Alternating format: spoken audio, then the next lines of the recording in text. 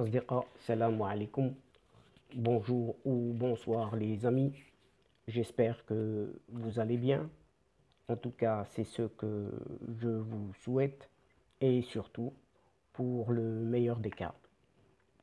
Bienvenue sur votre chaîne Bled Maralibia qui attend comme toujours vos encouragements en la partageant autour de vous et auprès de toutes vos connaissances. Mais surtout en vous y abonnant en masse et de faire abonner tous vos alentours et partout où vous êtes. Un tout grand merci de nous recevoir une nouvelle fois chez vous et parmi vous. Cette 110e vidéo vient vers vous pour vous proposer ce qui fait débat habituel, c'est-à-dire tout simplement ce qui fait discussion désormais entre nous à chacune de nos rencontres. Le CQFD de votre Bled Maralibia aborde aujourd'hui une nouvelle fois ce que l'on peut encore appeler ces relations, si elles existent vraiment, entre l'Algérie et le Maroc, puisque le roi marocain invite dans son discours à l'occasion de la fête du trône, donc il invite ce président algérien à une réunion afin de tourner la page des différends des deux pays voisins. Et dans cette même Algérie, comme lors de sa guerre dite d'indépendance, des Algériens donnent leurs bijoux, oui, les Algériens offrent leurs bijoux pour financer l'acquisition de l'oxygène médical au profit des malades atteints du Covid-19. Une initiative saluée sans l'être exactement, puisqu'elle a suscité à la fois admiration, ce qui est bien, mais aussi un malaise, alors que le ministère algérien de la communication, en ces moments même, a annoncé dans un communiqué dernièrement, pas plus tard que ce samedi 31 juillet dernier, sa décision de retirer l'accréditation octroyée à la représentation à Alger de la chaîne de télévision d'information arabe, l'Arabia. Désormais, en cette Algérie, plus personne ne devra assister ni témoigner des malversations de ce vieux régime. Et donc, tout se passera sous silence, comme habituellement, si ce n'est en catimini. Tel est le bon vouloir de ces vieux caporaux gérontocrates. Ainsi, dans son discours du trône, le roi Mohamed VI a affirmé que l'état actuel des relations entre le Maroc et l'Algérie ne sert en rien les intérêts respectifs des deux pays. Et il est même jugé inacceptable par bon nombre de pays. Aussi, il a donc relancé un appel à ce président algérien pour œuvrer ensemble à dépasser les tensions. Et l'ambition qui anime le roi Mohamed VI de reprendre le fil du dialogue avec l'Algérie a volé donc la vedette aux autres thèmes abordés dans le discours du trône diffusé ce samedi 31 juillet. Certes, cette main a donné, tendu, a déjà tendu effectivement par le passé par le souverain marocain lui-même au pouvoir algérien afin de tourner cette page des différends. Mais il a tenu cette fois à consacrer plus de temps à son appel et répondre sur un ton apaisé à la campagne de propagande lancée depuis plus d'un an par le régime de cette Algérie, accusant ouvertement le Maroc de menacer sa stabilité. Des accusations portées essentiellement par de hauts responsables, dont ce pseudo-chef des armées, ce Saïd Chengriha, des ministres régaliens, ainsi que par des chefs de partis proches du pouvoir, bien évidemment. À toutes ces voix qui alimentent cette haine viscérale et cette intime méfiance vis-à-vis du Maroc, Mohamed VI leur a assuré que vous n'aurez jamais à craindre de la malveillance de la part du Maroc, qui n'est nullement un danger ou une menace pour vous. En fait, ce qui vous affecte nous touche et ce qui vous atteint nous accable. Le roi a par ailleurs exhorté les Algériens à faire prévaloir la sagesse et les intérêts supérieurs des deux pays. Ainsi, il pourrait dépasser cette situation déplorable qui gâche les potentialités des deux pays aux grandes dames des deux peuples, des liens d'affection et de fraternité qui les unissent.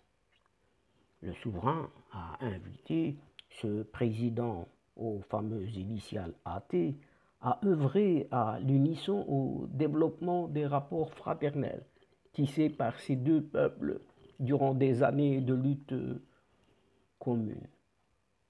Et dans son discours, le souverain a une nouvelle fois plaidé pour la réouverture des frontières fermées depuis 1994.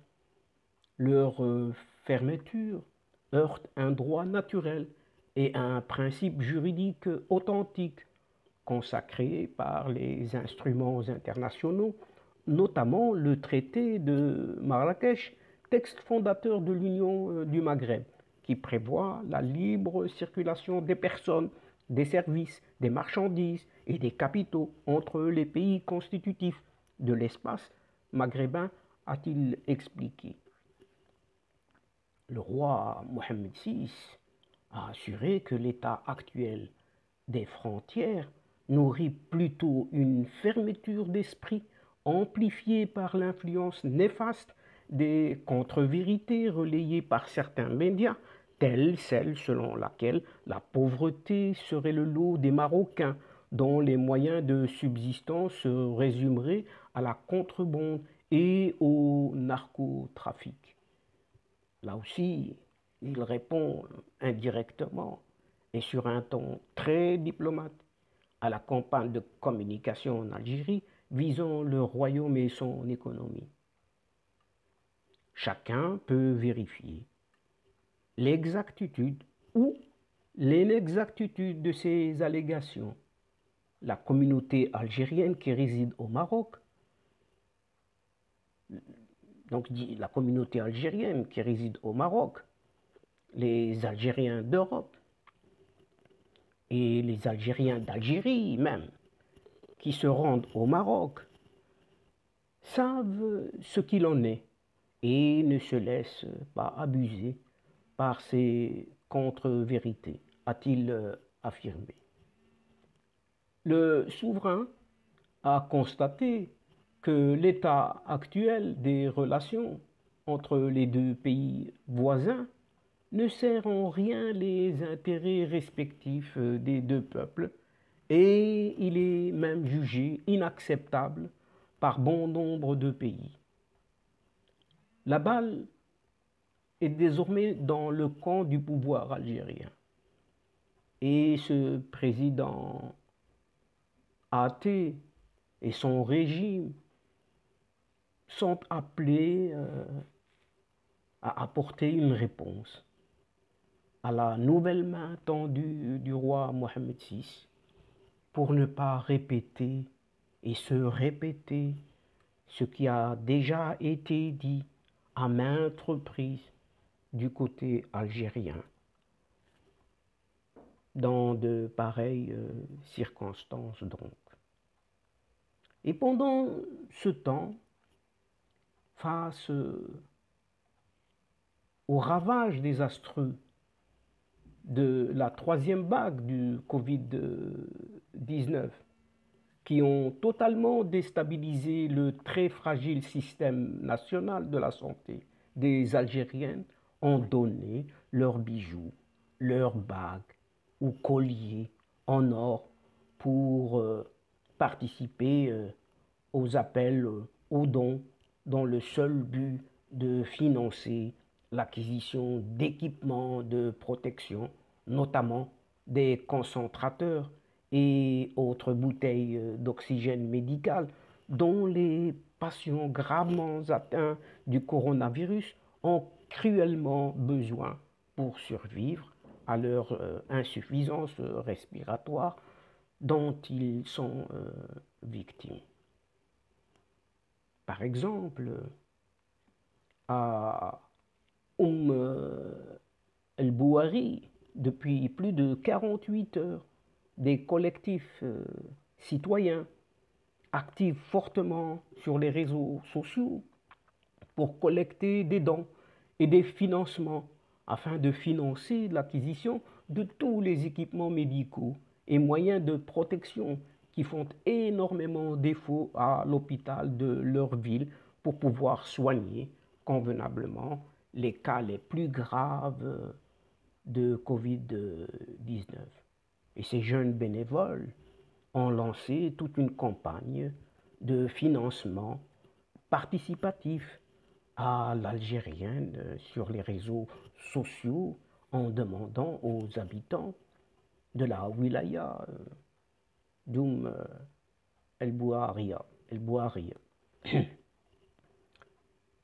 une wilaya située à l'est du pays, à plus de 464 km à l'est de la capitale, Alger, de se mobiliser fortement afin de mettre la main à la poche pour financer l'acquisition de tout type de concentrateurs d'oxygène désespérément recherchés par des patients souffrant gravement des symptômes de la Covid-19, au risque de succomber à l'insuffisance respiratoire.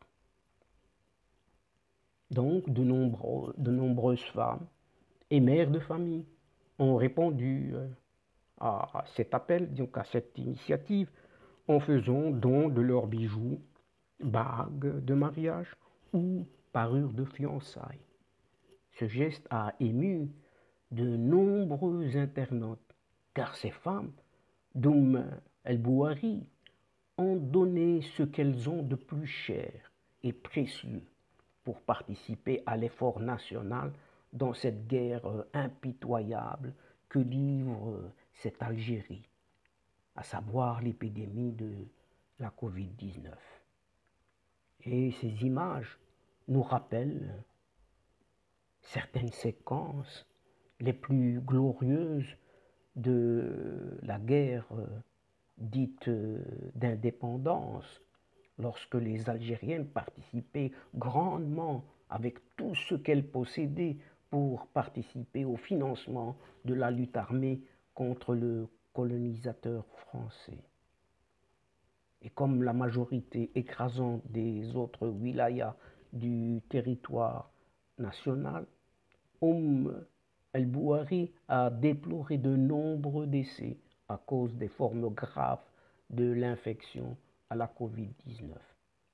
Et comme partout ailleurs en Algérie, le système de santé s'est effondré sous la pression du nombre croissant de ces cas graves et des nouvelles contaminations qui apparaissent tous les jours. Et cette solidarité, donc, cette solidarité citoyenne, démontre le niveau élevé du sentiment de patriotisme qui anime les Algériennes et les Algériens. Elle démontre aussi et enfin que les citoyens lambda sont en train de compenser la faillite de l'État dans son organisation. L'anticipation et la mobilisation des moyens logistiques nécessaires à la survie tout simplement des patients gravement atteints de Covid-19. Alors que dans cette même Algérie, après France 24, l'accréditation retirée à la chaîne L'Arabia afin que plus personne ne devrait ou devra assister ou encore témoigner des exactions de ce vieux régime algérien. Et selon le ministre algérien de la Communication lui-même, ce retrait est motivé par entre guillemets, le non-respect par cette chaîne des règles de la déontologie professionnelle et son recours à la désinformation et encore à la manipulation. Il s'agit du deuxième retrait de ce genre en Algérie, après que les autorités ont annoncé en juin dernier déjà le retrait de l'accréditation accordée à la représentation de la chaîne d'information télévisée française qu'est France 24. Et c'est ainsi donc que les autorités algériennes ont décidé ce samedi dernier de retirer une autre accréditation pour la chaîne cette fois-ci de la télévision saoudienne, l'Arabia, accusée de désinformation entre guillemets, indique un communiqué officiel. Le ministère de la Communication a décidé de retirer cette accréditation octroyée à la représentation à Alger de la chaîne de télévision d'information arabe, l'Arabia, précise toujours ce même communiqué.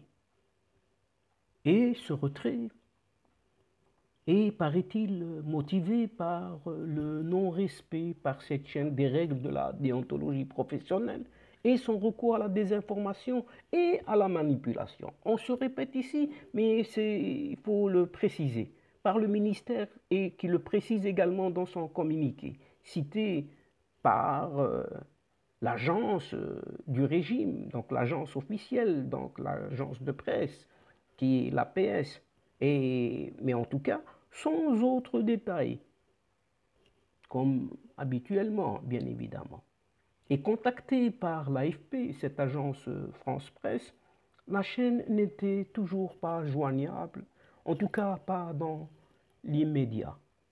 Et depuis juin dernier, l'Arabia donc est la deuxième chaîne de télévision étrangère privée d'accréditation après France 24. En effet, déjà le 13 juin dernier, ces mêmes autorités algériennes avaient décidé de retirer l'accréditation à France 24 en raison de son hostilité manifeste et répétée après avoir mis en garde la chaîne d'information En Mars pour sa couverture du Hirak, le mouvement populaire, ce mouvement populaire de contestation du régime.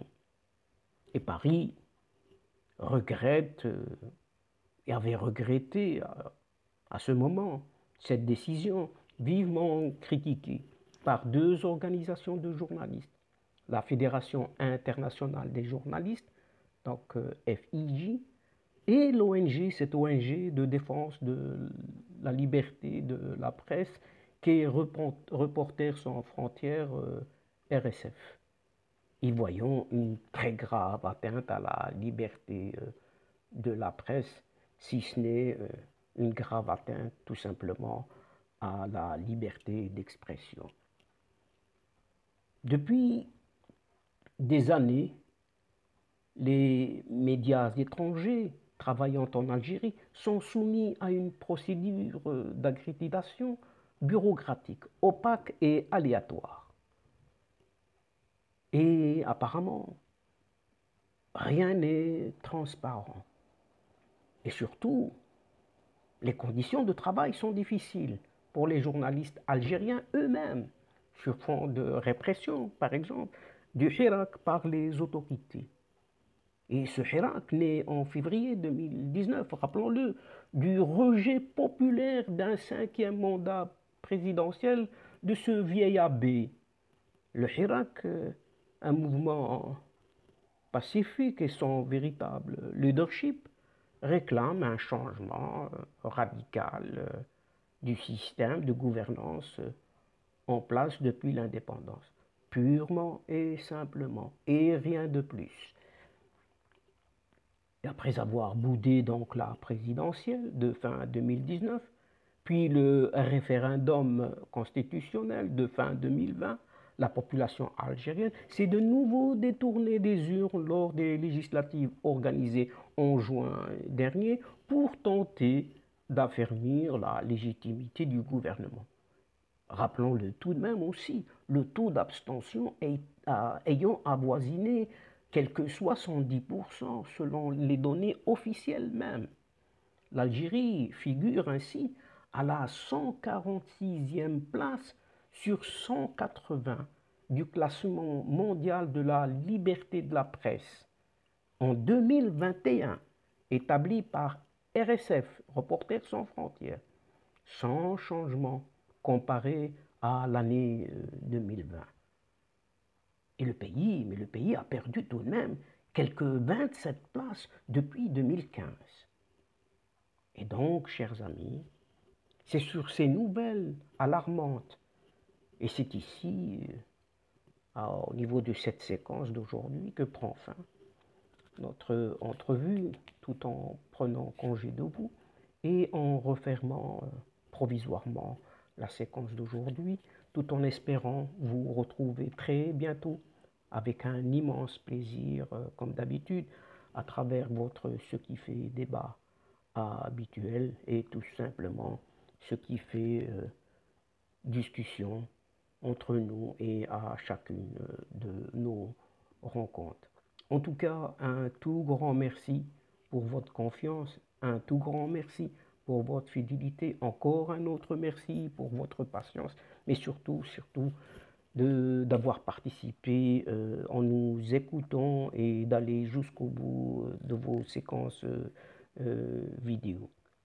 Mais ne nous oubliez pas de nous aider mutuellement, réciproquement, en aidant votre chaîne Bled Magharibia, qui en a tant besoin, surtout en vous y abonnant, de faire abonner vos alentours, vos proches, vos connaissances, et partout où vous êtes.